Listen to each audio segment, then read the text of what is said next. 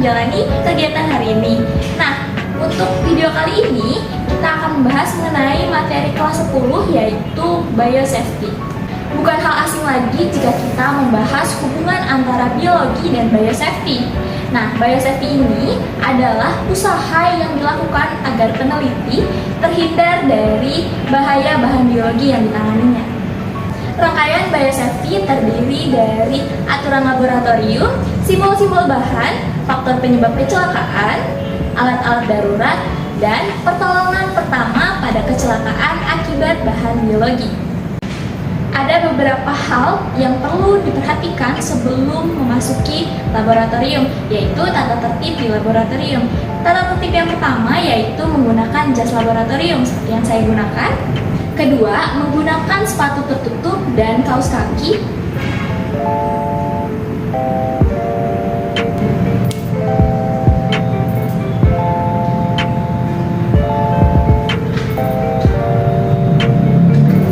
Yang ketiga, dilarang makan dan minum di laboratorium.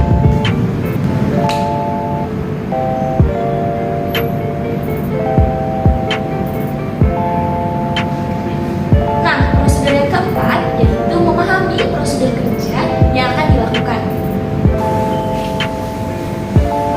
Peraturan yang kelima, menjaga kebersihan dan juga ketertiban di laboratorium.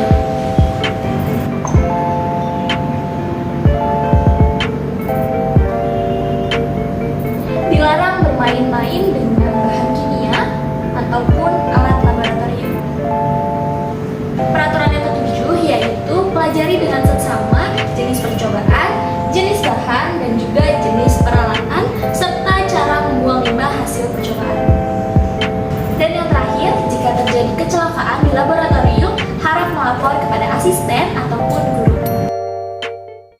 Jika kita sering beraktivitas di laboratorium, sebaiknya harus mengetahui simbol-simbol bahaya yang ada di dalam laboratorium.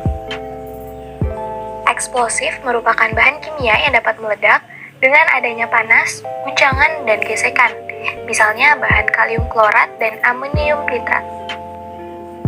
Simbol toksik atau beracun yang ditandai dengan gambar dangers yang memiliki sifat beracun, sehingga dapat menyebabkan kematian atau sakit yang serius ketika masuk ke dalam sistem pernafasan, misalnya pada karbon tetraklorida dan hidrogen sulfida.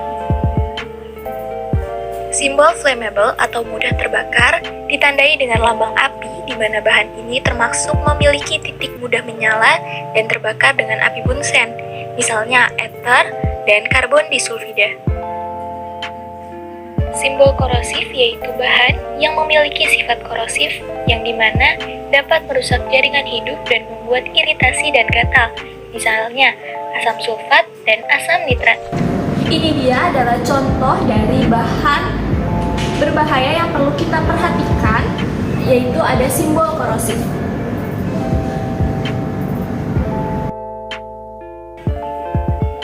Simbol hazardous to the aquatic environment merupakan simbol bagi bahan kimia yang bersifat berbahaya bagi satu atau beberapa komponen dalam lingkungan kehidupan, misalnya perak nitrat dan juga klorida. Simbol oxidizing memiliki tanda bulat dan di atasnya ada kobaran api yang terdapat pada bahan kimia yang bersifat pengoksidasi dan dapat menyebabkan kebakaran dengan menghasilkan panas, misalnya peroksida. Simbol harmful merupakan bahan kimia yang menyebabkan iritasi hingga menyebabkan luka bakar yang serius jika terkena kulit, misalnya soda api dan fenol. Karena sebelumnya sudah membahas materi mengenai simbol-simbol bahaya pada bahan kimia, selanjutnya kita akan membahas mengenai faktor penyebab kecelakaan pada saat kerja di laboratorium. Faktor penyebab kecelakaan yang pertama yaitu berasal dari faktor manusia, lalu yang kedua dari bahan kimia, yang ketiga dari peralatan yang digunakan, dan yang keempat sarana dan prasarana yang menunjang. Pertolongan pertama sangat penting dipahami untuk menangani kecelakaan di laboratorium. Apabila tangan terkena bahan kimia yang menyebabkan iritasi, aliri dengan air mengalir. Selain memahami penyebab kecelakaan, kita perlu mengetahui mengetahui alat-alat darurat yang ada di laboratorium, yaitu yang pertama ada P3K.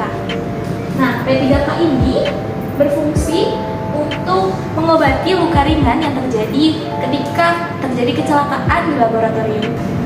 Alat darurat yang kedua yaitu alat pemadam api ringan atau biasa disebut APAR yang digunakan ketika terjadi kebakaran di laboratorium.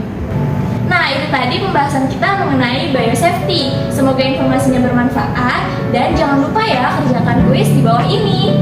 Terima kasih. Wassalamualaikum warahmatullahi wabarakatuh.